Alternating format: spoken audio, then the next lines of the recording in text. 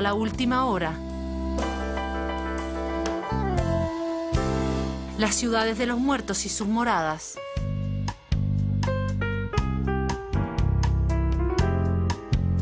Velorios, funerales y entierros. La memoria y el olvido. La muerte y sus ritos durante el siglo XX, hoy en Chile íntimo.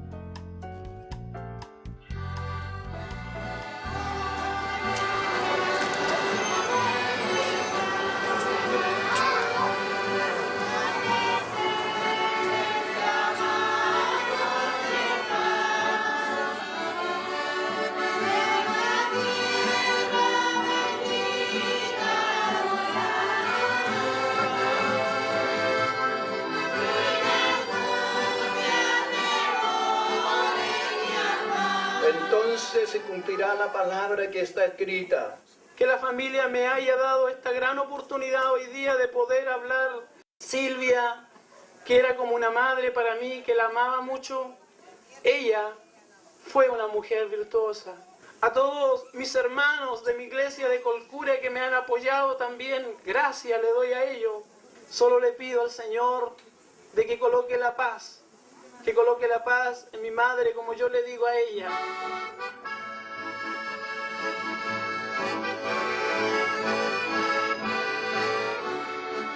En los últimos 100 años, poco a poco, hemos ido alejando la muerte de la vida cotidiana. El morir, un trance que solía suceder en la casa, rodeado de familiares, ocurre ahora para la mayoría en una pieza de hospital. Los ritos fúnebres van perdiendo su formalidad y rigor. Los espacios consagrados a la muerte disimulan su presencia a través de verdes prados y jardines. Aún así, cuando perdemos a un ser querido nos invade el dolor y la tristeza y nos damos cuenta de que nuestro propio fin es inevitable.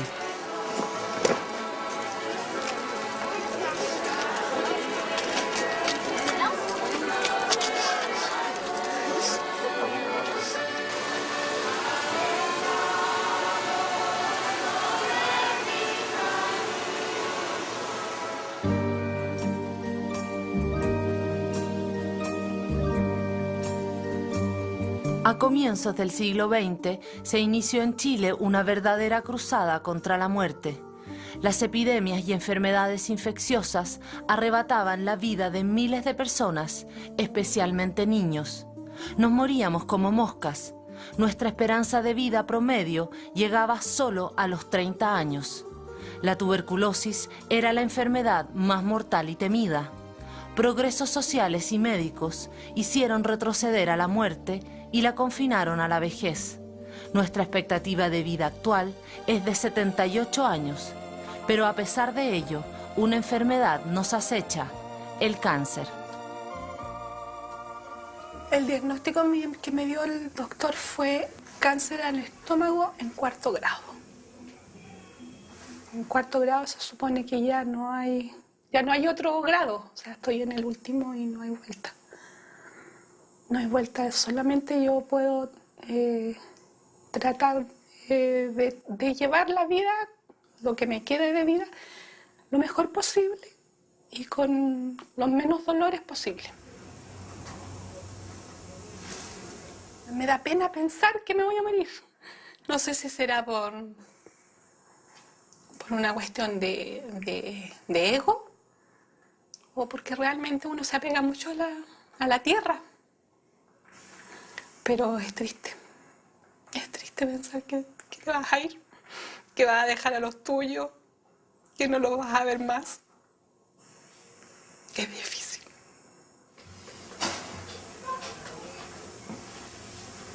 Estamos como más unidos, más íntimos, más nosotros. Ya no es tanto pensar, uy, no hay plata para esto, no hay plata para esto otro. No, ahora es pensar, qué rico, que ya un día más. Ese es el pensamiento mío, por lo menos, un día más, qué rico. Y doy gracias en la noche por el día y pido por el día que va a venir.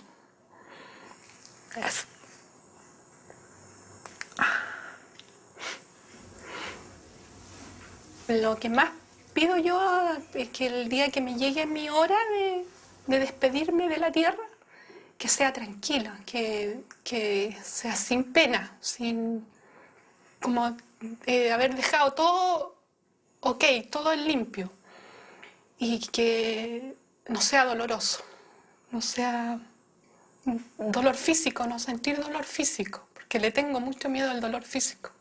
Si me da un infarto, qué rico, que no me revivan, me pongan máscara, no me pongan, déjenme tranquilita, porque es mi momento, es mi hora. Tengo que prepararme porque no sé cómo va a ser, entonces, como me decía el médico, uno no sabe cómo va a reaccionar, por lo tanto tengo que prepararme, pero yo creo que el tiempo me irá a dar esa preparación, esa espera. Es difícil.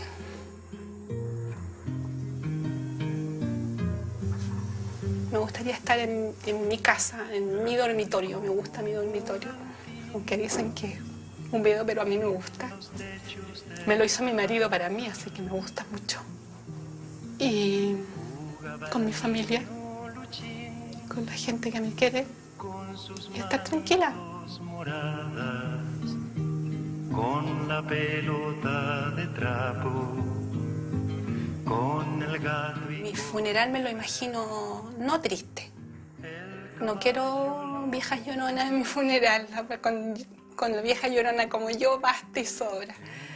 La que quiero aquí, en el living de mi casa, que me velen.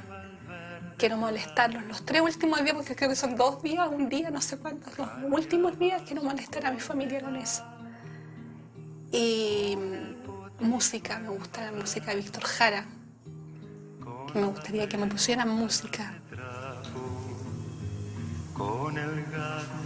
Se podría decir que tengo el privilegio de saber que me voy a morir.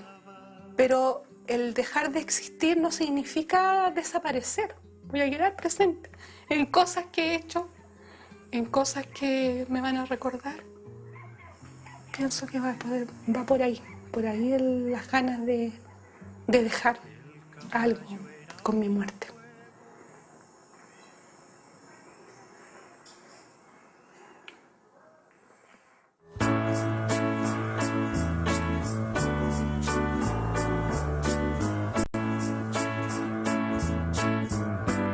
El deseo de Miriam Hernández de morir en su propio dormitorio, rodeada por sus seres queridos y sus cosas, ya no es algo habitual.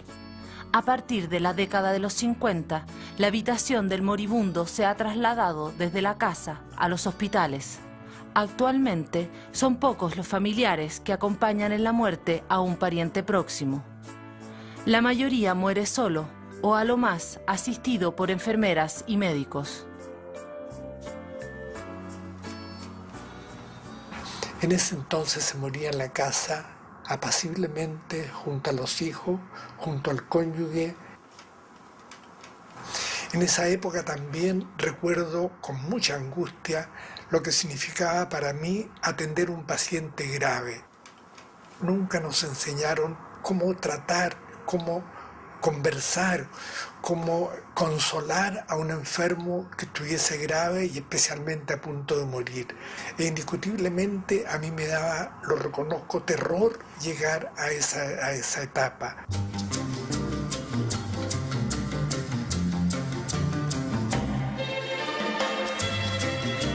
En el 1900, la costumbre de enterrar a los muertos en un cementerio oficial y no en las iglesias o en improvisados camposantos ya estaba afianzada en las áreas urbanas. El cementerio general, por ese entonces a punto de cumplir 80 años, se convertía en el espacio fúnebre más importante de Chile, con cerca de 500.000 cadáveres sepultados, una verdadera ciudad de los muertos. Al mismo tiempo, se consolidaba después de encarnizadas batallas entre el Estado y la Iglesia Católica como una necrópolis secular abierta a todos los credos. También en esa época ya contaba con un reglamento preciso sobre la construcción de sepulturas. Tengo 60 años y 59 y tanto estaba aquí. Soy nacido y criado aquí. Toda una vida. nosotros hacemos una pura excavación. Llenamos los muros y la loza. De ahí vienen otros maestros que hacen la parte de arriba. Este es el trabajo de nosotros. Estas son para 5. La otra sepultura de bandeja, esta es de cajón. Hay sepulturas de 5 nichos que le llaman, que esas son bandejas. En esta se demoran 2 días, depende cómo esté el terreno, porque el terreno varía mucho. 2 días, 2 días y medio, 3 días también se pueden. Pero generalmente en la semana uno ya está con la loza arriba, llena.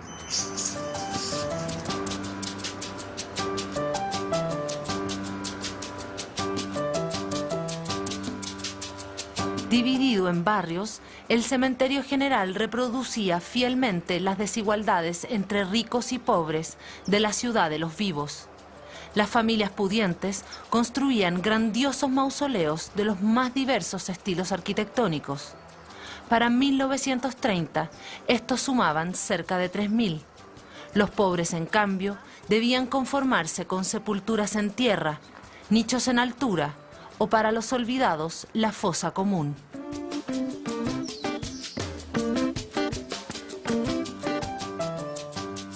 Este es el mausoleo de mi bisabuelo, que fue construido a fines del siglo XIX, don Nicolás Vicuña Correa. Las personas que tienen derecho a enterrarse en este mausoleo, igual que en todos, está establecido, entiendo que por ley, o por lo menos por la administración del cementerio. Esencialmente tiene que ver con la familia, los que tienen consanguinidad o que le llegan a tener por haberse casado con un miembro de la familia. Yo estimo que hay acá unas 50 personas sepultadas. Y no sabemos exactamente porque muchos son niños que se han reducido. Incluso yo tengo un hijo, que fue mi primer hijo, que murió a los 3 o 4 días de nacido y también está sepultado acá. Y los niños morían muchísimo. Y los hombres también morían a los 40 o a los 50 años. En la familia había mucha gente que servía, que trabajaba, y cuando envejecían se quedaban en el patio más atrás de la casa y los atendía, por supuesto, el mismo médico de la familia. Cuando llegaba el momento de morir, por supuesto que venían, y aquí hay un subterráneo en que se enterraban los cocheros, las empleadas, las cocineras, la gente que era parte de veras de la familia con un cariño y una lealtad gigantesca. Me acuerdo de haber venido con mi abuelo, Alfredo Vicuña Correa, y me acuerdo que él, por haber sido viudo hace 50 años, todavía usaba traje negro. Me acuerdo de haber entrado, me presentó a un caballero y me dijo, este es el hombre que me va a enterrar, y me mostró cuál era su lugar. Y me hizo una mucha impresión porque yo era bastante pequeño. Y después nos compraba una Bills. Claro. Era la degeneración máxima para la época. Quedamos pagados. Había que pagar por abajo porque mi abuelo creía que costaban $1 y costaban 20. Porque mi abuelo no tenía el sentido del dinero. No es cierto, nos regalaba 100 pesos para toda la Pascua. Eso es cierto. Billetes colorados de 100 pesos para la Pascua.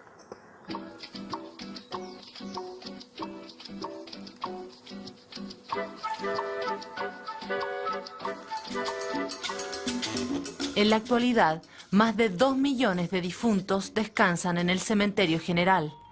A muchos, el olvido de parientes y amigos los ha dejado solos para siempre. Otros reciben la compañía frecuente de sus afligidos deudos.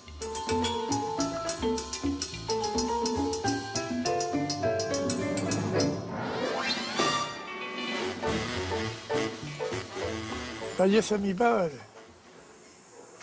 instantáneamente de un ataque. Y yo no me conformaba, venía todos los días a verlo porque quería estar al lado de él. Y le golpeaba el nichito. Y no me contestaba. Me daban las 6 de la tarde, 7 oscuro, y yo me sentaba al ladito del, como que si me sentara ahí. Volví a golpearle. Papá, dígame algo, contésteme con un golpecito. No me contestó nunca. Después vine por la mamá y también no podía soportar. Quería buscar qué motivo hacía que no me contestara, aunque sea con un gemido, que me dijera, Lucho, estate tranquilo, estoy bien.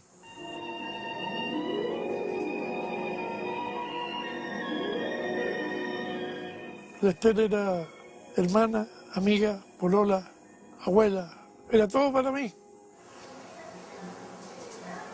Yo estaba vigilando su sueño cuando de repente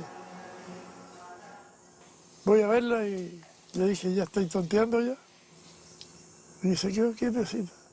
Oye, Esther, ¿estáis tonteando? Ya me estáis haciéndome rayar. Y le hice respiración boca a boca por lo menos unos 3, 4, 5 minutos por primera vez en mi vida.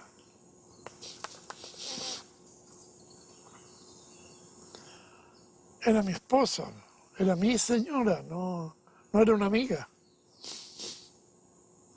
Podría tener 1000 amigas yo, pero ella era mi esposa. No me dijo ni chao, ni Lucho. Lucho, por favor, ven. Me voy. Después nomás sin decirme hasta luego. Ni que hubiera sido un bolero ese.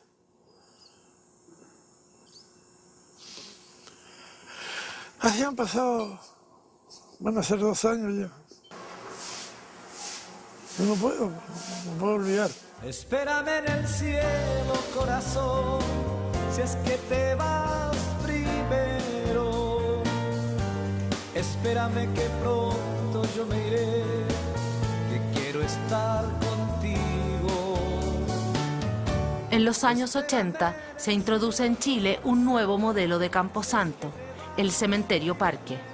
Extensos jardines de pasto adornados con árboles y flores, hermosas vistas y un servicio personalizado crean un ambiente que intenta aplacar el dolor y ocultar la presencia de la muerte. En la actualidad son escogidos por la mayoría de la población que busca evitar el sombrío entorno de los cementerios tradicionales. Hola viejito, te vengo a ver, como todas las semanas. Vengo al cementerio cada 15 días a ver a mis padres. Sé que ellos no están, pero por lo menos tengo un lugar donde puedo recordarlo. En 6 meses yo perdí a mi papá y a mi esposo. Mi esposo nunca quiso estos cementerios.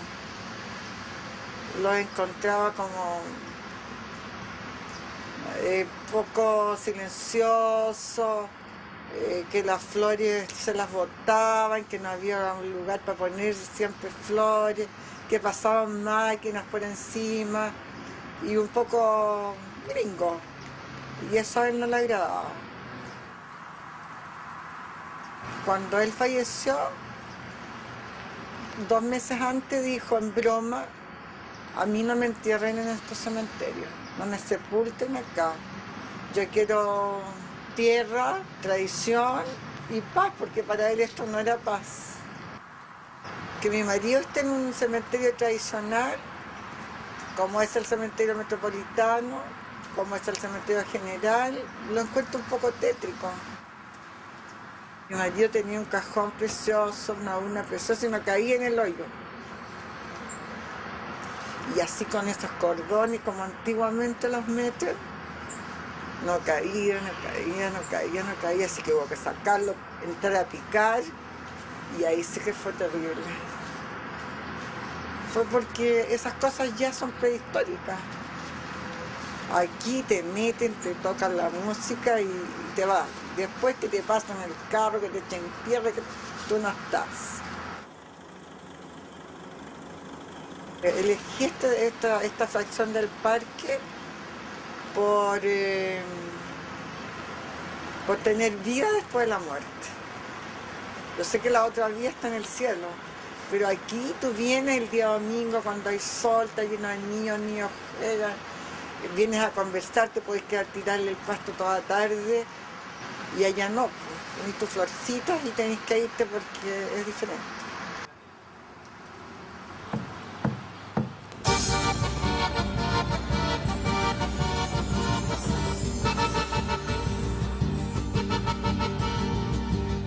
Condiciones climáticas adversas y antiguas costumbres indígenas explican el surgimiento en el sur rural de Chile de las casas tumba.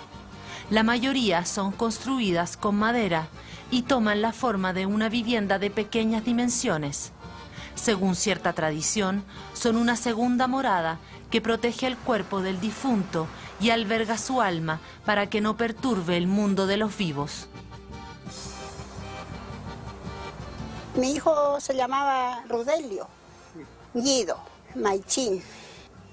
y ese que está aquí en la casita, para que su cuerpo no se consuma tan luego, que viva ahí más sano, más años, que esté ahí, sequito, dura más años su cuerpo. Y eso es el pensamiento que uno tiene. Y por eso están todas estas casitas, todo con casa. El pobre, como le llamamos recién, que cuando no tenemos dinero no hay nada, entonces están así. Ese se sepultó y se quedó ahí. No hay plata para comprar la madera, así. Y por eso quedan así, sin casita.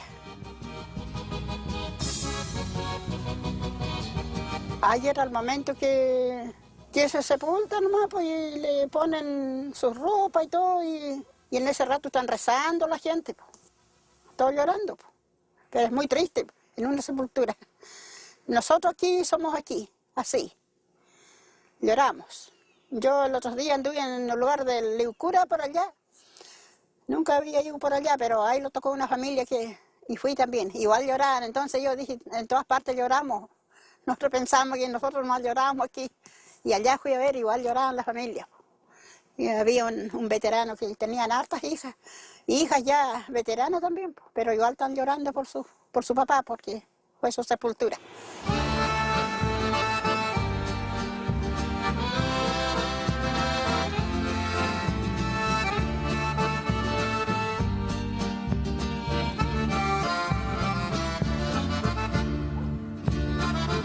Dentro del archipiélago de Chiloé, la muerte se encuentra cargada de tradiciones y es un hecho social que congrega a sus comunidades.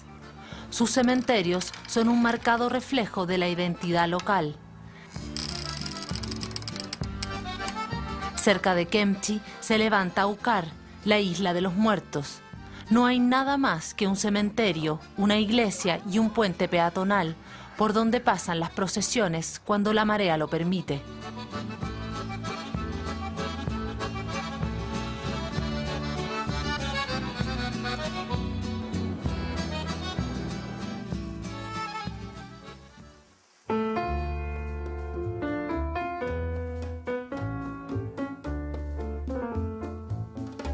La muerte nos arrebata a parejas, hijos, padres y abuelos, pero también a nuestras fieles mascotas.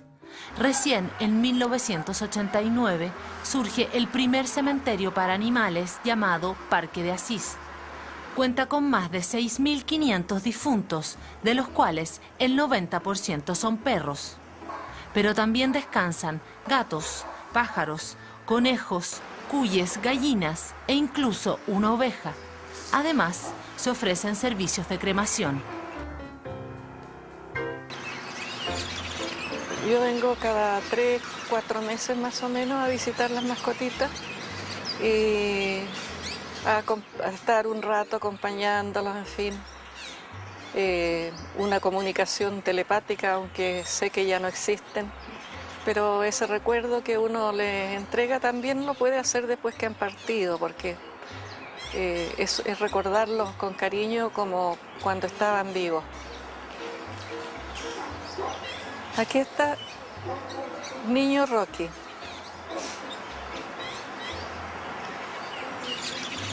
Era hermoso, hermoso y regalón, muy querido por toda la familia. Pero también le llegó su momento de partir porque ya tenía sus buenos años y falleció en mayo del 2002. Aquí está sepultado 3 gatitas, muy queridas las 3. Chispita fue la primera, una gatita tricolor, muy hermosa y que bueno, vivió varios años conmigo y le llegó su momento de partir. Antes que muriera Chispita, me llegó de regalo un gatito que le puse Sacha. También súper regalón, al que quise mucho y fue un gran dolor cuando partió porque se enfermó de leucemia y duró 4 años con esa enfermedad, pero era irrecuperable y casi me morí de pena cuando partió Sacha. Y ahora la Linda. Ese es el motivo por el que estoy aquí ahora, para rendirle un pequeño homenaje y una última despedida, un último recuerdo en el momento en que la acaban de sepultar.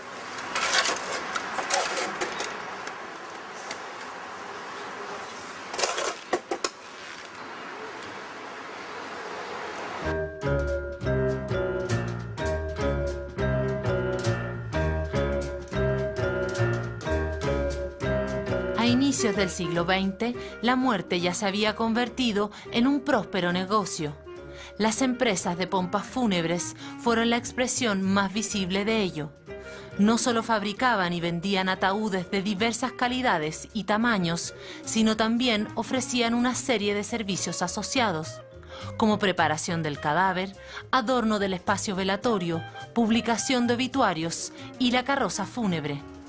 Actualmente, las funerarias continúan prestando atenciones similares.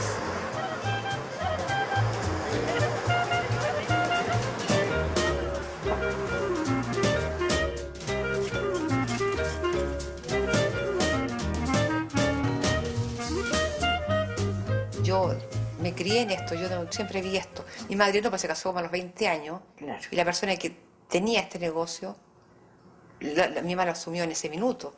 Yo no, pues fue natural, pues se fabricaban los cajones acá, se hacían todos los ataúdes, se traía la madera. Entonces, como algo que... Jugaban con la urna allá adentro. Claro. Se sentaban, jugaban. Claro, porque son una cosa que la he visto toda la vida. Ella con el hermano, amigas, chicas que traían para acá, como grande la casa. Porque el cajón en bruto, o sea, la pura madera, eran como unos mueblecitos. Sí, como cualquier cosa. Y ella desde muy chica atendía el negocio. Yo salía y ella vendía. Yo sí era chica, tenía 9 años y atendía. Atendía. Hacía, apenas escribía, pero hacía los contratos. Preguntaba si era para adultos, para niños, que eligieran. Yo le daba los precios. Y la gente quedaba conforme porque, bueno, nunca me felicitaban mucho. Porque era tan chica. Llegaba la gente como así llorando, desesperado, a elegir su cajón, todo.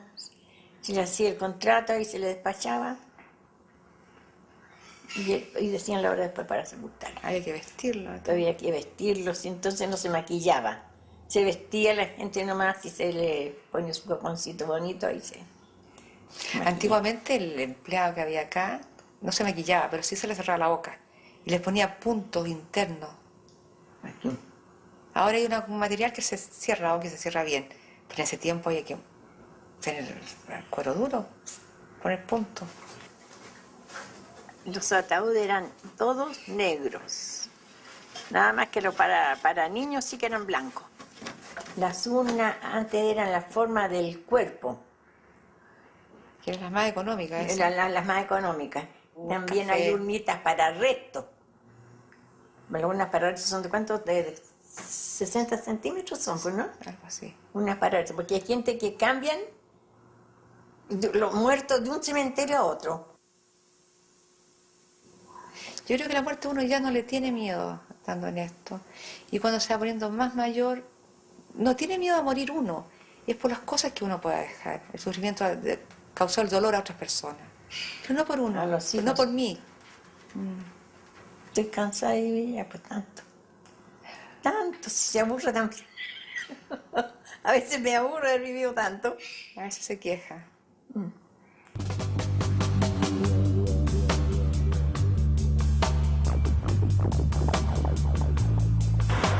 Morir tiene su precio.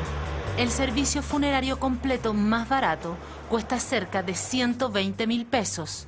El más caro, con ataúd en madera de castaño o raulí, vale cerca de 1,5 millones.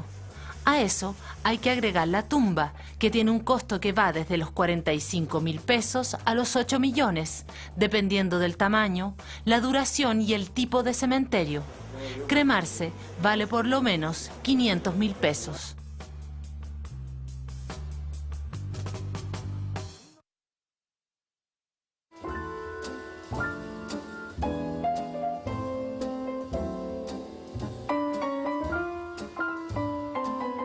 Los ritos fúnebres son la forma como se enfrenta el dolor y la desesperación que causa la muerte.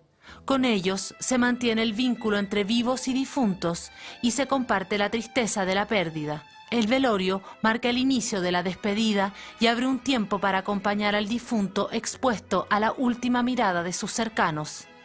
Aunque ahora lo común es velar en la iglesia y el salón de la funeraria, aún abundan quienes siguen prefiriendo la intimidad del hogar.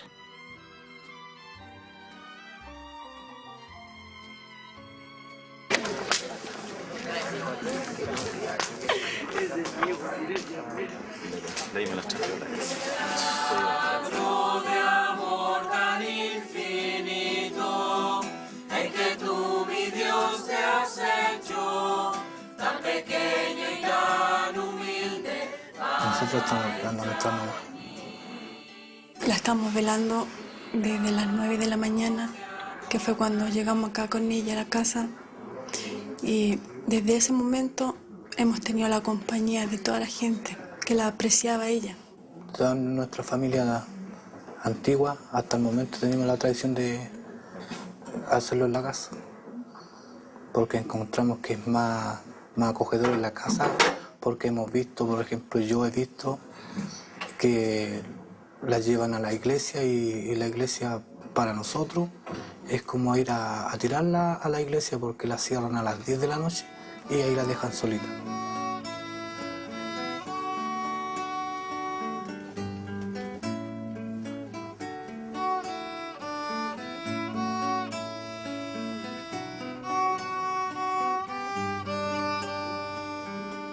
Mi mamita llegó aquí a vivir a la edad de 6 años y ella tiene 73 años, así que imagínense todo el mundo la conoce, mi viejita, igual a nosotros. Este pueblo para nosotros ha sido nuestra vida, nuestra crianza. Todos los vecinos nos conocen, entonces ellos son los que están ahora presentes aquí. Mucha gente acompaña toda la noche hasta el otro día, la madrugada. Así como otras que se van como 3 de la mañana, 4, depende, como ellos puedan acompañarnos nosotros. Como que lo alivia el dolor que tenemos a ver nosotros que ellos nos acompañan. Y yo la conocí allá arriba, cuando éramos vecinas allá arriba. Cuidábamos parcelas, cuidaba yo y ella, la madrina, la mamá de ella era madrina mía. Así que vivíamos juntos. Cuando estemos cabeceando, ahí entonces le decimos hasta mañana. No, yo mañana, Dios me tiene que ayudar y acompañarla por última vez. Es el golpe más grande que puede recibir un hijo, perder a su madre. Es un dolor muy intenso, que no se repara con nada, pero a la vez fue tanto lo que la vimos sufrir, sobre todo en los últimos días, que nos da la satisfacción de que ella se haya ido a descansar. En un momento nos verán, no sé, diciendo una talla, pero no es porque no hemos olvidado el dolor que tenemos, no, es por las creencias que nosotros tenemos. Por eso nosotros reaccionamos de esa manera. Porque mi viejita ya dejó de sufrir y ahora está gozando de la vida eterna y pasó a mejor vida, mejor que la de nosotros en este mundo.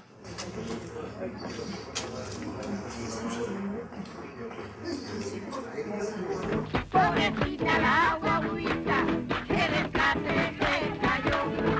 Este cayó Haití, ay, ay, ay, llevamos 12. Pobrecita la guaguita, ay, ay, ay, que se cayó. Pobrecita la guaguita, que desplate se cayó. Este cayó Haití, ay, ay, ay, llevamos 13. Al migrar a la ciudad, muchos campesinos trajeron consigo la costumbre de realizar un festivo velorio cuando moría un niño pequeño. Condenada por las autoridades eclesiásticas y civiles, la ceremonia consistía en disfrazar de angelito al infante fallecido, colocarlo en una silla en altura y celebrar su partida cantando y bailando. Se debía estar alegre y no llorar, pues se creía que estos niños sin pecado pasaban directamente al cielo.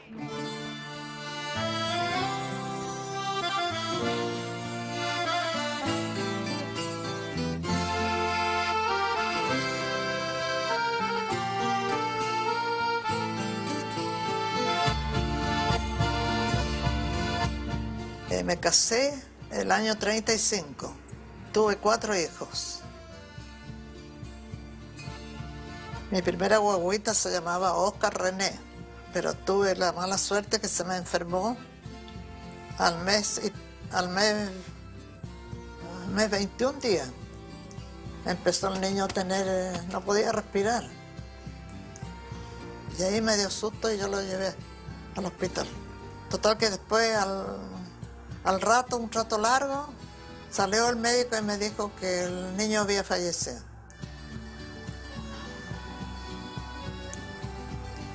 Ahí me puse a llorar. Era mi primera guagüita. Así que lo envolví en el chale y me lo llevé. Me fui caminando para mi casa, me quedaba cerca. Yo vestí a mi hijo con lo mejor que tenía, lo más bonito, que yo mismo se lo había tejido.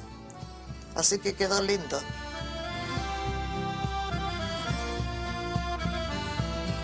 Una sola foto lo sacamos. Así muertito como estaba.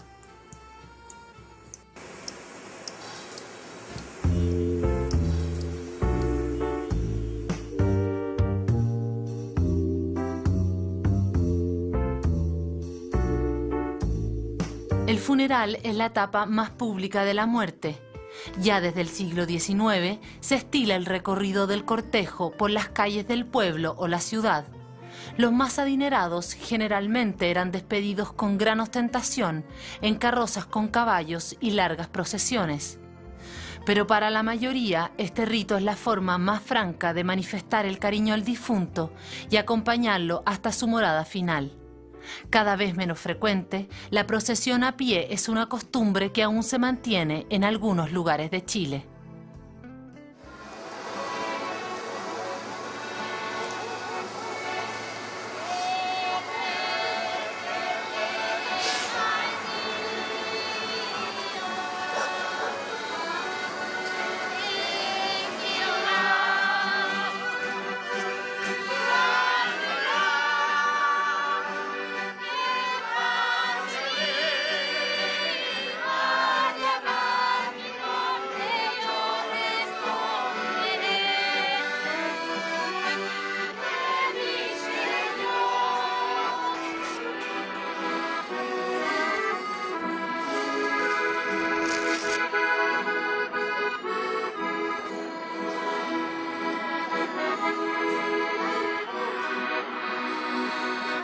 Ella recibió al Señor en su corazón y abrigó esa fe y esa esperanza viva hasta el final de su jornada.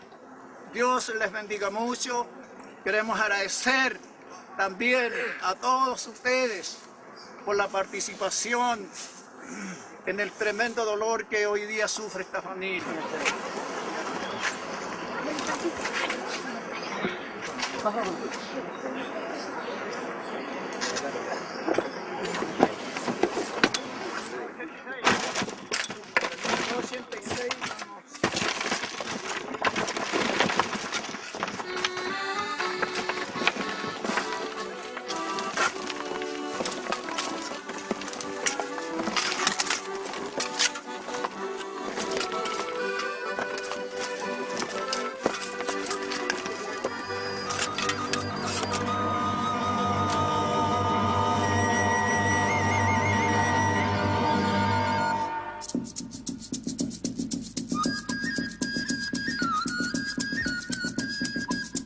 Los funerales de personajes famosos, presidentes, cantantes, arzobispos, políticos y deportistas, históricamente han convertido a la ciudad en el escenario de un ritual capaz de congregar multitudes emocionadas y dejar una marca en la memoria colectiva.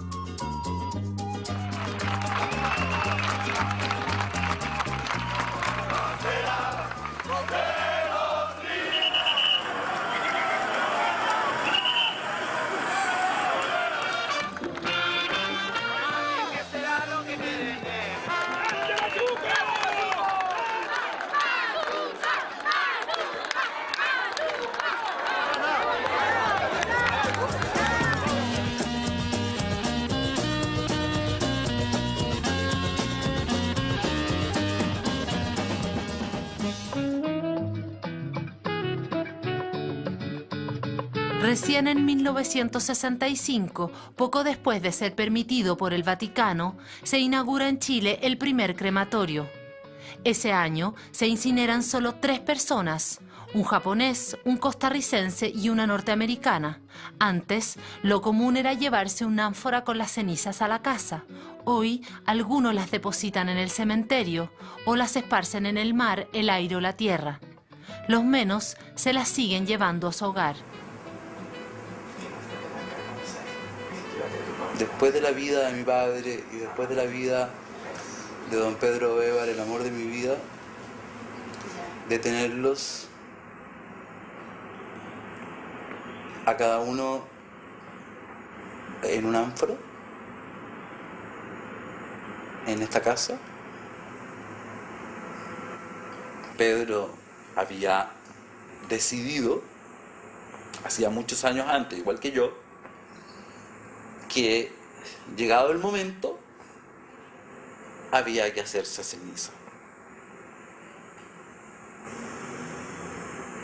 Así que está en un ánfora también. Las historias de amor, de profundo amor, no terminan si no es violentamente, como el teatro, como la ópera. Y yo soy un afortunado, porque yo viví el amor y vivo el amor desde que tengo 20 años. Y esto abruptamente ¡pam!, cambia. La muerte de la persona amada, que es lo que uno elige, es difícil, muy difícil. Yo siento que el luto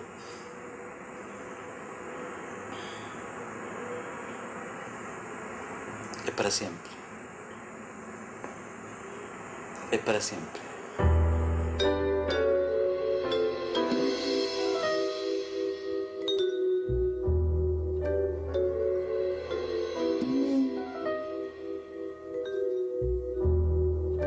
Durante siglos, el luto ha sido el símbolo más habitual para mostrar en público el dolor. Hasta hace pocas décadas, estrictas normas regían su uso. Una viuda, por ejemplo, debía vestir de negro durante a lo menos un año. Para las mujeres de clase alta, el luto también era una oportunidad de mostrar su distinción. En la década de 1910, la revista Familia incluía páginas especiales dedicadas a las prendas de moda y anunciaba exclusivas tiendas de la capital, como el Manto Elegante, donde solo vendían artículos de luto.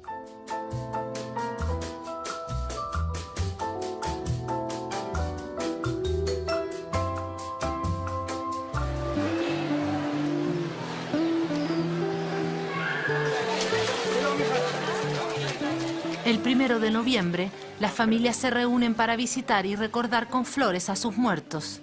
Si bien el Día de los Difuntos no tiene la misma intensidad que en las primeras décadas del siglo XX, sigue constituyendo un rito festivo. En Santiago, más de 1 millón de personas acuden a los cementerios.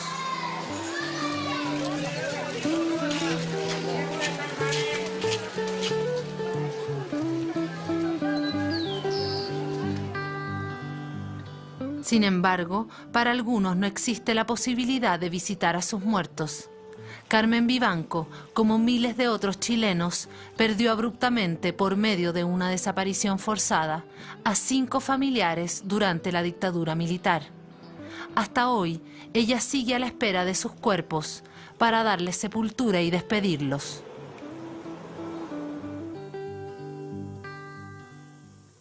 Mi esposo, mi hijo, mi hermano, mi cuñada y mi sobrino fueron detenidos el año 1976. Lo único que sé es que fueron a parar a Villa Grimaldi. Yo no he hecho un duelo de que yo lo haya visto a ellos, que lo haya ido a enterrar en un cementerio. Así que no puedo hacer un duelo. Y no puedo hacer un rito o rezar para que lleguen. Era un dolor muy grande. Mi esposo, mi hijo, sin estar con ellos acá. Mi hermano, que vivía cerca, mi cuñada, mi sobrino. Porque es diferente saber de una muerte que no sabe cómo fue. Porque uno sabe una muerte, por ejemplo, cuando está enfermo. El enfermo puede durar como no puede durar. Uno lo va a hacer duelo, como se dice. Pero de ellos, nada. No sé lo que es duelo.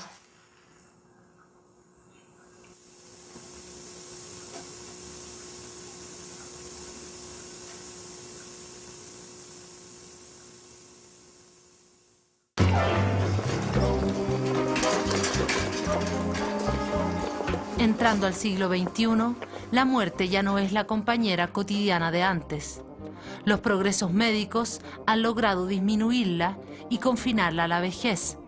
Además, se la oculta y ya casi nadie habla de ella. Sin embargo, tarde o temprano, todos nos vamos a morir. Y más de alguna vez nos hemos imaginado con curiosidad cómo serán nuestras últimas horas en el mundo de los vivos. No quiero que en tus momentos de dolor. Yo con mi marido, una vez sentado en la mesa, yo le expliqué que no quería que me comieran los gusanos. Y como sabía que se podía cremar, le dije si acaso él estaba de acuerdo en cremarse. Y me dijo que sí. Ahí está mi marido y al lado voy a estar yo.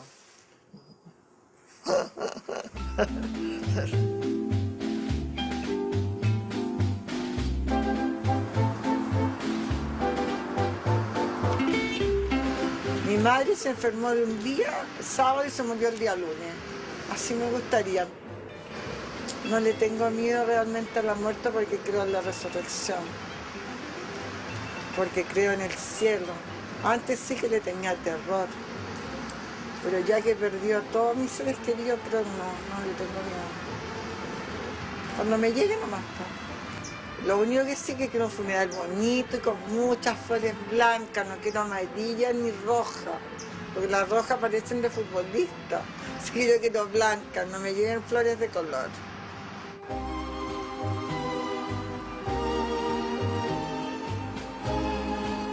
Yo siempre he manifestado el deseo que me cremen en lo posible, unir parte de mis cenizas con sus cenizas, con las cenizas de Pedro,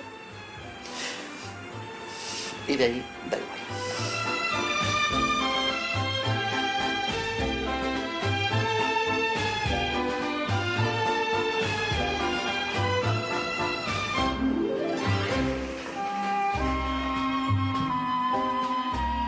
Cuando me muera quisiera que me dejaran al ladito de ella, cosa que en unos 10 años más nos saquen y nos junten. Habré sido pololo, habré sido de todo, pero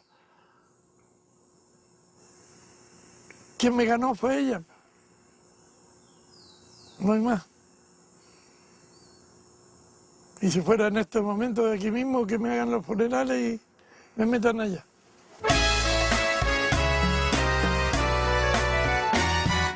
Quiero mirar hacia atrás, es la tierra mía, para verte más, mucho más. Quiero mirar los recuerdos, quiero sentir los secretos. Quiero olvidar el olvido, solo por esta vez, vida mía, y Quizás nuestra historia nos regale la memoria, sí. Quizás quienes somos jamás se sabrá.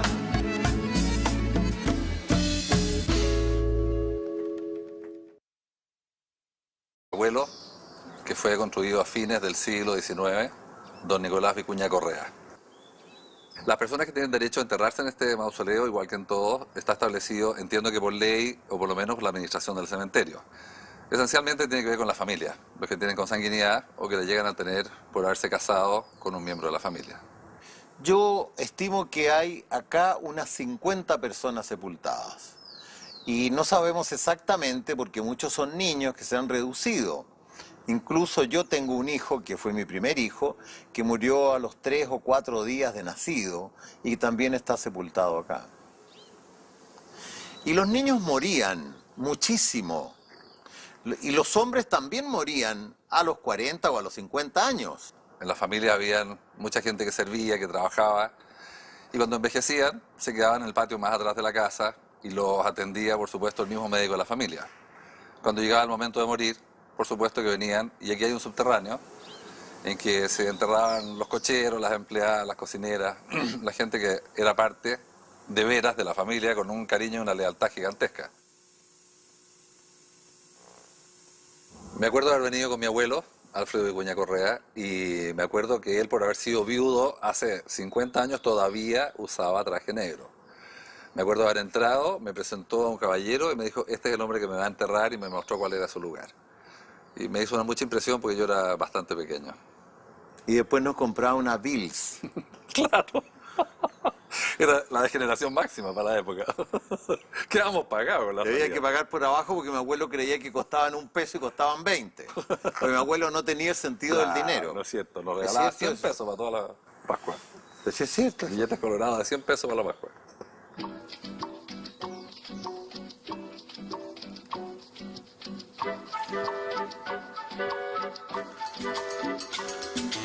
En la actualidad, más de 2 millones de difuntos descansan en el cementerio general.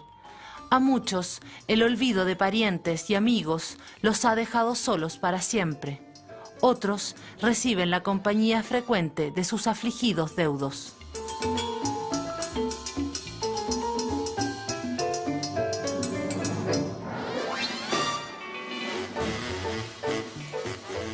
Fallece mi padre, instantáneamente de un ataque.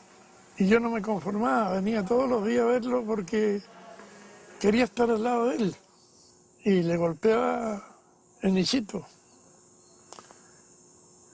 Y no me contestaba.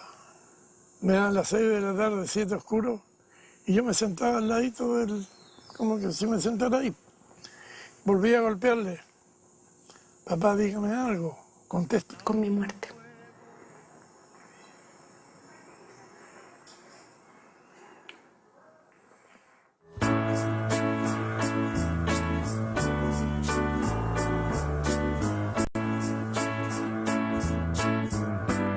El deseo de Miriam Hernández de morir en su propio dormitorio, rodeada por sus seres queridos y sus cosas, ya no es algo habitual.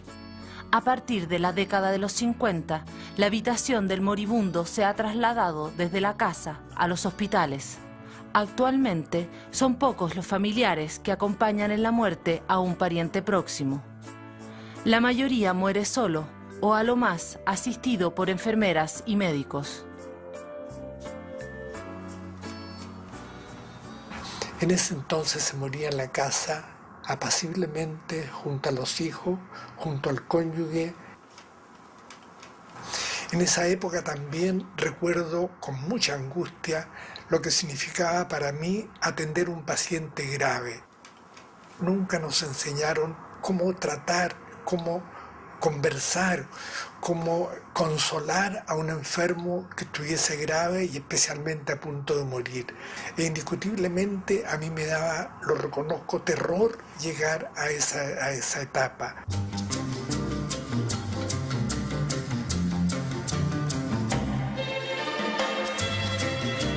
En el 1900, la costumbre de enterrar a los muertos en un cementerio oficial y no en las iglesias o en improvisados camposantos ya estaba afianzada en las áreas urbanas. El cementerio general, por ese entonces a punto de cumplir 80 años, se convertía en el espacio fúnebre más importante de Chile, con cerca de 500.000 cadáveres sepultados, una verdadera ciudad de los muertos. Al mismo tiempo, se consolidaba después de encarnizadas batallas entre el Estado y la Iglesia Católica como una necrópolis secular abierta a todos los credos. También en esa época ya contaba con un reglamento preciso sobre la construcción de sepulturas. Tengo 60 años y 59 y tanto he estado aquí. Soy nacido y criado aquí. Toda una vida. Nosotros hacemos una pura excavación. Llenamos los muros y la loza. De ahí vienen otros maestros que hacen la parte de arriba. Este es el trabajo de nosotros. Estas son para 5. La otra sepultura de bandeja, esta es de cajón. Hay sepulturas de 5 nichos que le llaman, que esas son bandejas. En esta se demoran 2 días, depende cómo sea el terreno, porque el terreno varía mucho. 2 días, 2 días y medio, 3 días también se puede llevar. Pero generalmente en la semana uno ya está con una loza. La espera es difícil.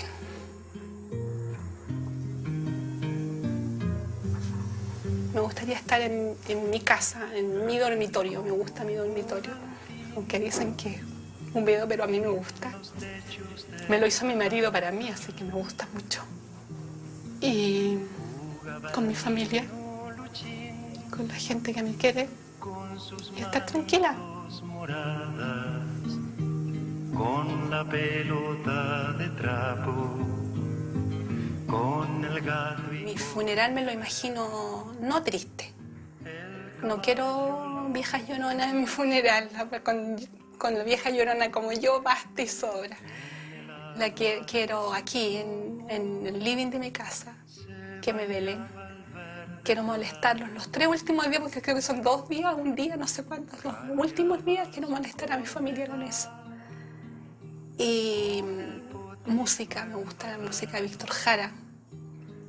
Me gustaría que me pusieran música. Se podría decir que tengo el privilegio de saber que me voy a morir. Pero el dejar de existir no significa desaparecer. Voy a quedar presente en cosas que he hecho, en cosas que me van a recordar. Pienso que va por ahí las ganas de dejar algo con mi muerte.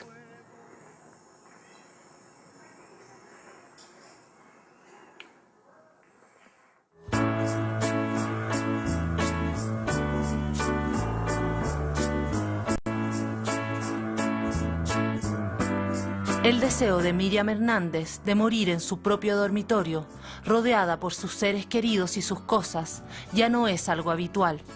A partir de la década de los 50, la habitación del moribundo se ha trasladado desde la casa a los hospitales. Actualmente son pocos los familiares que acompañan en la muerte a un pariente próximo. La mayoría muere solo o a lo más asistido por enfermeras y médicos. En ese entonces se moría en la casa, apaciblemente, junto a los hijos, junto al cónyuge. En esa época también recuerdo con mucha angustia lo que significaba para mí atender un paciente grave. Nunca nos enseñaron cómo tratar, cómo conversar, cómo consolar a un enfermo que estuviese grave y especialmente a punto de morir. E indiscutiblemente a mí me daba, lo reconozco, terror llegar a años. La tuberculosis era la enfermedad más mortal y temida. Progresos sociales y médicos hicieron retroceder a la muerte y la confinaron a la vejez.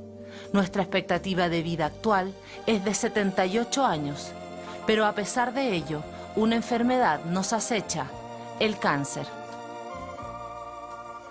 El diagnóstico que me dio el doctor fue cáncer al estómago en 4º grado.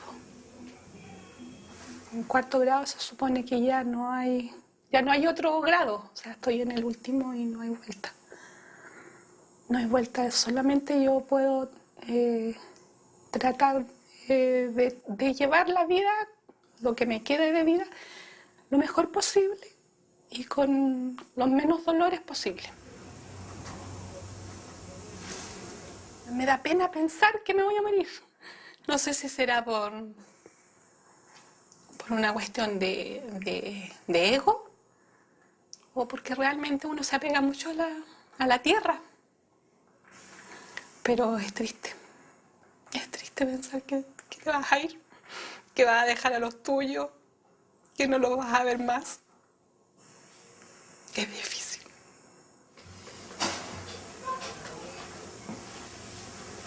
Estamos como más unidos, más íntimos, más nosotros. Ya no es tanto pensar, uy, no hay plata para esto, no hay plata para esto otro. No, ahora es pensar, qué rico, que ya un día más. Ese es el pensamiento mío, por lo menos, un día más, qué rico.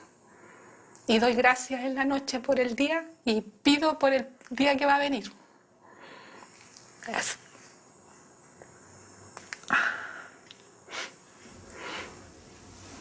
Lo que más pido yo es que el día que me llegue mi hora de despedirme de la tierra, que sea tranquila, que sea sin pena, sin como haber dejado todo ok, todo en limpio y que no sea doloroso, no sea dolor físico, no sentir dolor físico, porque le tengo mucho miedo al dolor físico.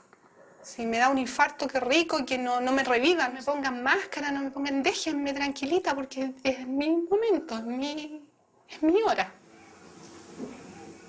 Tengo que prepararme porque no sé cómo va a ser, entonces, como me decía el médico, uno no sabe cómo va a reaccionar, por lo tanto tengo que prepararme, pero yo creo que el tiempo me irá a dar esa preparación, esa espera. Es difícil. Al momento había que hacerse ceniza. Así que está en un ámbito también. Las historias de amor, de profundo amor, no terminan si no es violentamente, como el teatro, como la ópera. Y yo soy un afortunado, porque yo viví el amor y vivo el amor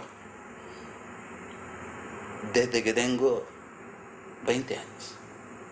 Y esto abruptamente ¡pam!, cambia. La muerte de la persona amada, que es lo que uno elige, es difícil, muy difícil. Yo siento que el luto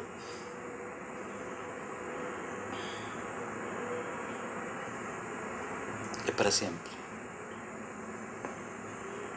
Es para siempre.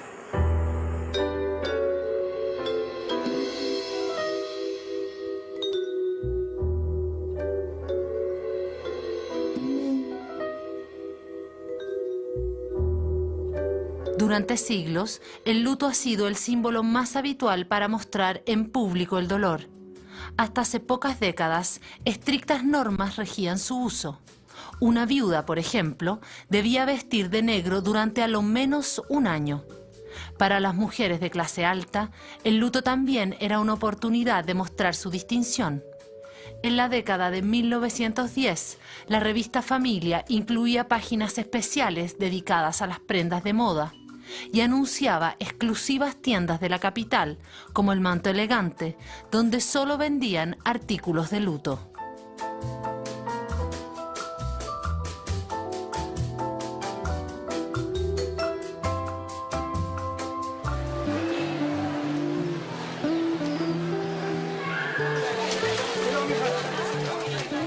El 1 de noviembre, las familias se reúnen para visitar y recordar con flores a sus muertos.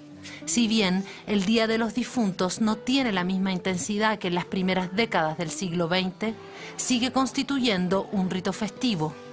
En Santiago, más de 1 millón de personas acuden a los cementerios.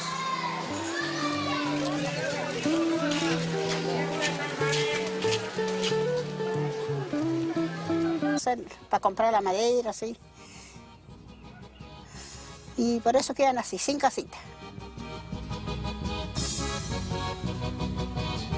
Ayer al momento que se sepulta nomás, pues y le ponen su ropa y todo, y en ese rato están rezando la gente, pues. Todo llorando, pues. Pero es muy triste, pues, en una sepultura. Nosotros aquí somos aquí, así. Lloramos. Yo el otro día anduve en el lugar del Leucura por allá. Nunca había ido por allá, pero ahí lo tocó una familia y fui también. Igual lloraban, entonces yo dije, en todas partes lloramos.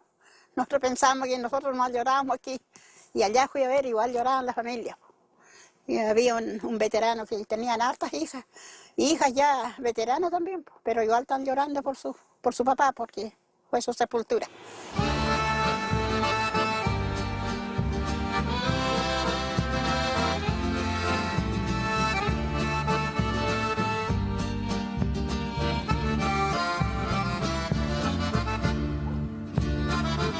Dentro del archipiélago de Chiloé, la muerte se encuentra cargada de tradiciones y es un hecho social que congrega a sus comunidades.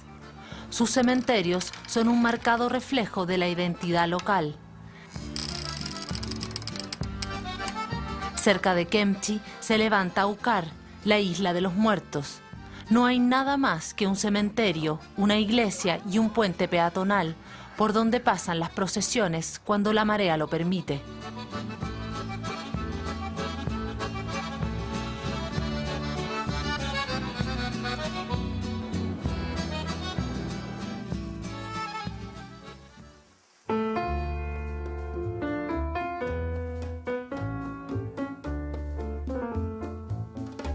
La muerte nos arrebata a parejas, hijos, padres y abuelos, pero también a nuestras fieles mascotas.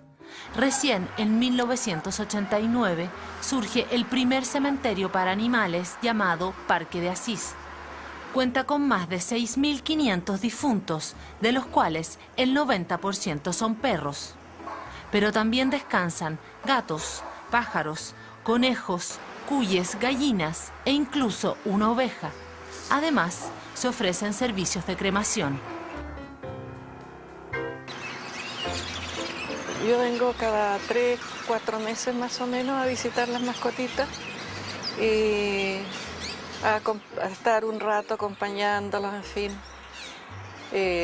Una comunicación telepática, aunque sé que ya no existen, pero ese recuerdo que uno les entrega también lo puede hacer después que han partido, porque es recordar un súper regalón al que quise mucho y fue un gran dolor cuando partió porque se enfermó de leucemia y duró 4 años con esa enfermedad, pero era irrecuperable y casi me morí de pena cuando partió Sacha.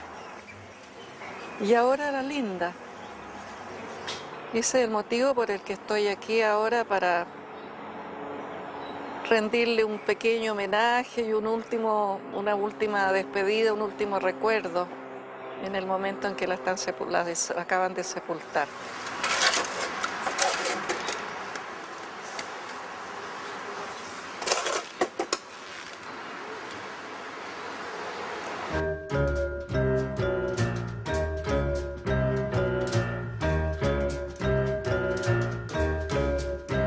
A inicios del siglo XX, la muerte ya se había convertido en un próspero negocio.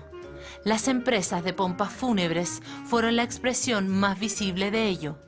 No solo fabricaban y vendían ataúdes de diversas calidades y tamaños, sino también ofrecían una serie de servicios asociados, como preparación del cadáver, adorno del espacio velatorio, publicación de obituarios y la carroza fúnebre.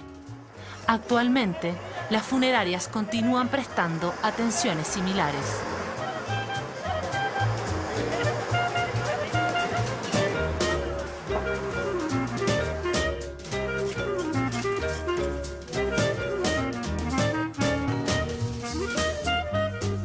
yo me crié en esto, siempre vi esto. Mi madre no, pues se casó como a los 20 años. Claro. Y la persona que tenía este negocio, mi mamá lo asumió en ese minuto. Yo no, pues fue natural, pues se fabricaban los cajones acá, se hacían todos los ataúdes, se traía la madera. Entonces, como algo que... Jugaban con la urna allá adentro.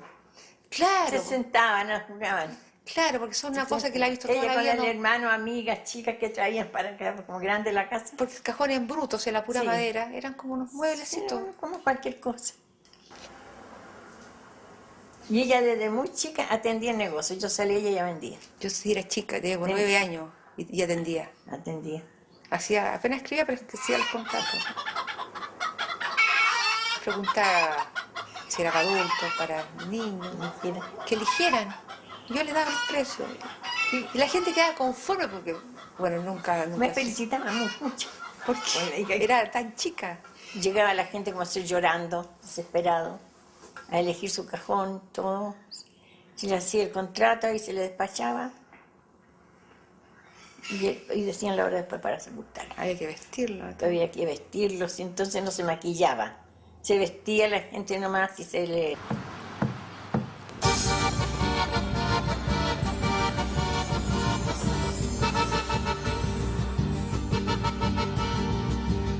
Condiciones climáticas adversas y antiguas costumbres indígenas explican el surgimiento en el sur rural de Chile de las casas tumba. La mayoría son construidas con madera y toman la forma de una vivienda de pequeñas dimensiones. Según cierta tradición, son una segunda morada que protege el cuerpo del difunto y alberga su alma para que no perturbe el mundo de los vivos. Mi hijo se llamaba Rudelio, Guido, Maichín, y ese que está aquí en la casita. Para que su cuerpo no se consuma tan luego, que viva ahí más sano, más años, que esté ahí, sequito. Dura más años su cuerpo. Y eso es el pensamiento que uno tiene. Y por eso están todas estas casitas, todo con casa. El pobre, como le llamamos recién, que cuando no tenemos dinero no hay nada, entonces están así. Ese se sepultó y se quedó ahí. No hay plata para comprar la madera, así. Y por eso quedan así, sin casita. Ayer al momento que se sepulta nomás, pues y le ponen su ropa y todo, y en ese rato están rezando la gente, pues. Todo llorando, pues. Pero es muy triste, pues, en una sepultura. Nosotros aquí somos aquí, así. Lloramos. Yo el otro día anduve en el lugar del Leucura por allá. Nunca había ido por allá, pero ahí lo tocó una familia y fui también. Igual lloraban, entonces yo dije, en todas partes lloramos. Nosotros pensamos que nosotros más llorábamos aquí. Y allá fui a ver, igual lloraban las familias. Y había un veterano que tenían hartas hijas. Hijas ya veteranas también, pero igual están llorando por su papá, porque fue su sepultura.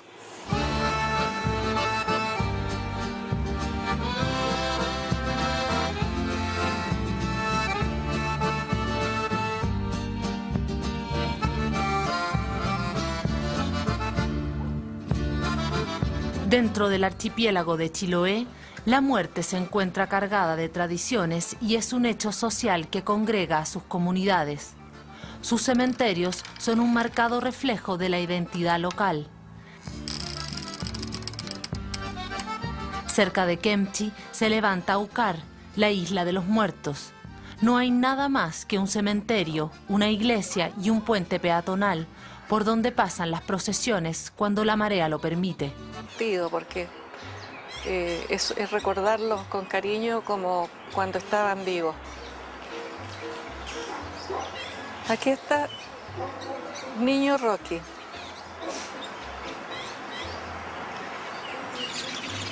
Era hermoso, hermoso y regalón, muy querido por toda la familia. Pero también le llegó su momento de partir porque ya tenía sus buenos años y falleció en mayo del 2002. Aquí está sepultado 3 gatitas, muy queridas las 3. Chispita fue la primera, una gatita tricolor, muy hermosa y que bueno, vivió varios años conmigo y le llegó su momento de partir. Antes que muriera Chispita, me llegó de regalo un gatito que le puse Sacha. También súper regalón, al que quise mucho y fue un gran dolor cuando partió porque se enfermó de leucemia y duró 4 años con esa enfermedad, pero era irrecuperable y casi me morí de pena cuando partió Sacha. Y ahora la Linda. Ese es el motivo por el que estoy aquí ahora, para rendirle un pequeño homenaje y una última despedida, un último recuerdo en el momento en que la acaban de sepultar.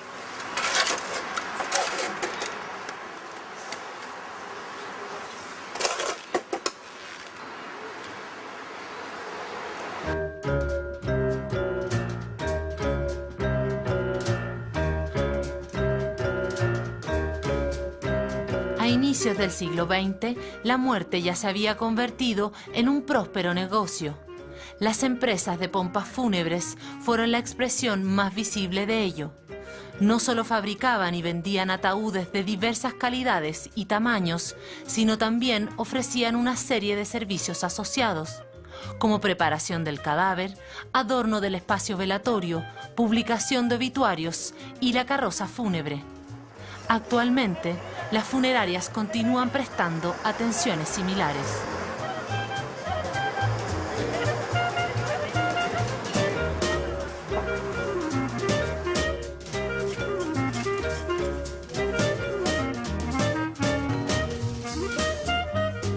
Yo me crié en esto, siempre vi esto. Mi madre se casó como a los 20 años, y la persona que tenía este negocio, mi mamá lo asumió en ese minuto. Llevando a su hogar.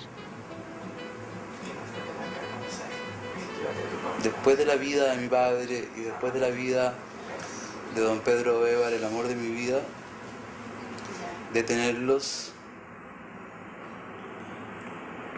a cada uno en un ánforo,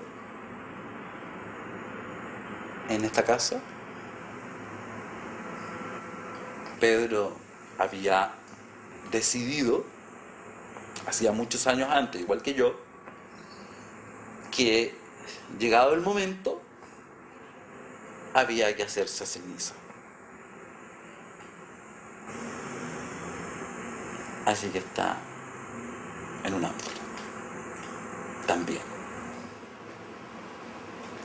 Las historias de amor, de profundo amor, no terminan si no es violentamente,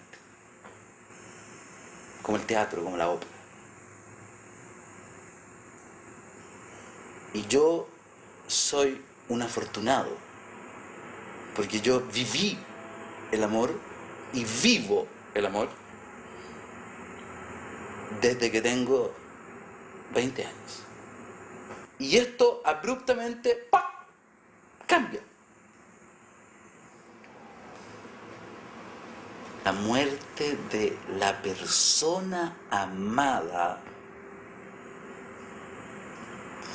que es lo que uno elige, es difícil, muy difícil.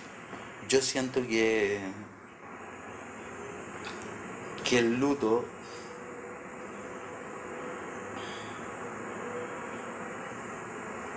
es para siempre.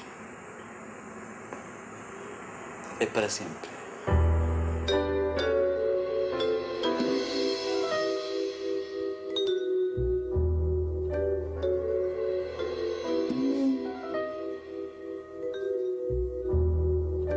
Durante siglos, el luto ha sido el símbolo más habitual para mostrar en público el dolor. Hasta hace pocas décadas, estrictas normas regían su uso. Una viuda, por ejemplo, debía vestir de negro durante a lo menos un año. Para las mujeres de clase alta, el luto también era una oportunidad de mostrar su distinción. En la década de 1910, la revista Familia incluía páginas especiales dedicadas a las prendas de moda y anunciaba exclusivas tiendas de la capital, como el Manto Elegante, donde solo vendían artículos de luto.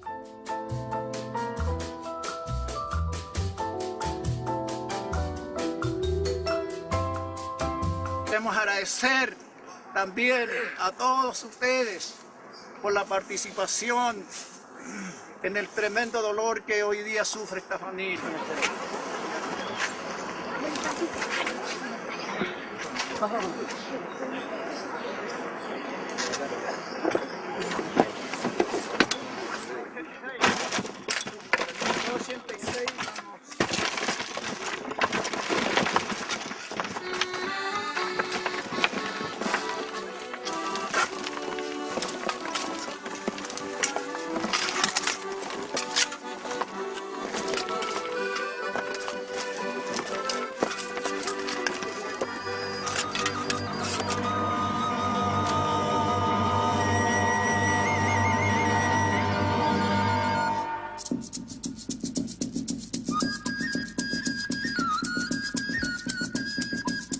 Los funerales de personajes famosos, presidentes, cantantes, arzobispos, políticos y deportistas, históricamente han convertido a la ciudad en el escenario de un ritual capaz de congregar multitudes emocionadas y dejar una marca en la memoria colectiva.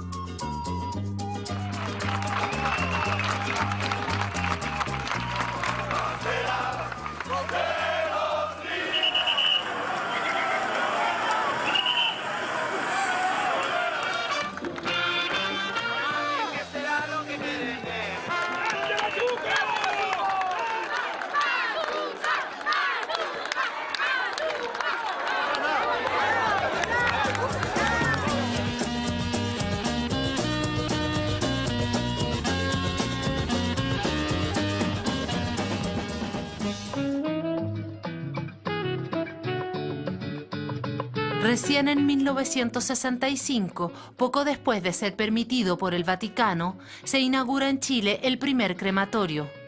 Ese año se incineran solo 3 personas, un japonés, un costarricense y una norteamericana. Antes, lo común era llevarse una ánfora con las cenizas a la casa. Hoy, algunos las depositan en el cementerio o las esparcen en el mar, el aire o la tierra. Los menos se las siguen llevando a su hogar. Después de la vida de mi padre y después de la vida de don Pedro Bévar, el amor de mi vida, de tenerlos a cada uno en un ánfora, en esta casa. Pedro había decidido, hacía muchos años antes, igual que yo. Pero generalmente en la semana uno ya está con la loza arriba, llena.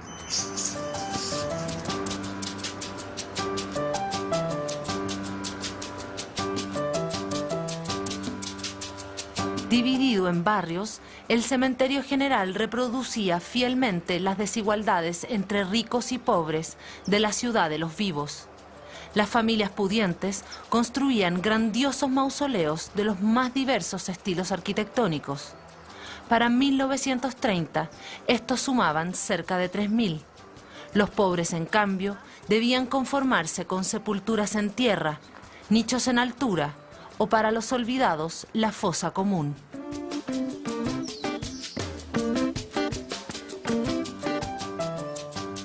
Este es el mausoleo de mi bisabuelo, que fue construido a fines del siglo XIX, don Nicolás Vicuña Correa. Las personas que tienen derecho a enterrarse en este mausoleo, igual que en todos, está establecido, entiendo que por ley, o por lo menos por la administración del cementerio. Esencialmente tiene que ver con la familia, los que tienen consanguinidad o que le llegan a tener por haberse casado con un miembro de la familia. Yo estimo que hay acá unas 50 personas sepultadas. Y no sabemos exactamente porque muchos son niños que se han reducido. Incluso yo tengo un hijo, que fue mi primer hijo, que murió a los 3 o 4 días de nacido y también está sepultado acá. Y los niños morían muchísimo. Y los hombres también morían a los 40 o a los 50 años. En la familia había mucha gente que servía, que trabajaba, y cuando envejecían se quedaban en el patio más atrás de la casa y los atendía, por supuesto, el mismo médico de la familia. Cuando llegaba el momento de morir, por supuesto que venían, y aquí hay un subterráneo en que se enterraban los cocheros, las empleadas, las cocineras, la gente que era parte de veras de la familia con un cariño y una lealtad gigantesca. Me acuerdo de haber venido con mi abuelo, Alfredo Vicuña Correa, y me acuerdo que él, por haber sido viudo hace 50 años, todavía usaba traje negro. Me acuerdo de haber entrado, me presentó a un caballero y me dijo, este es el hombre que me va a enterrar, y me mostró cuál era su lugar. Y me hizo una mucha impresión porque yo era bastante pequeño. Y después nos compraba una Bills. Claro. Era la degeneración máxima para la época. Quedamos pagados. Había que pagar por abajo porque mi abuelo creía que costaban $1 y costaban 20. Porque mi abuelo no tenía el sentido del dinero. No es cierto, nos regalaba 100 pesos para toda la Pascua. Eso es cierto. Billetes colorados de 100 pesos para la Pascua.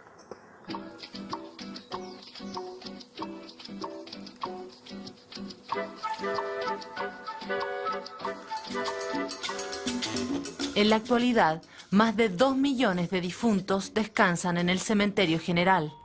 A muchos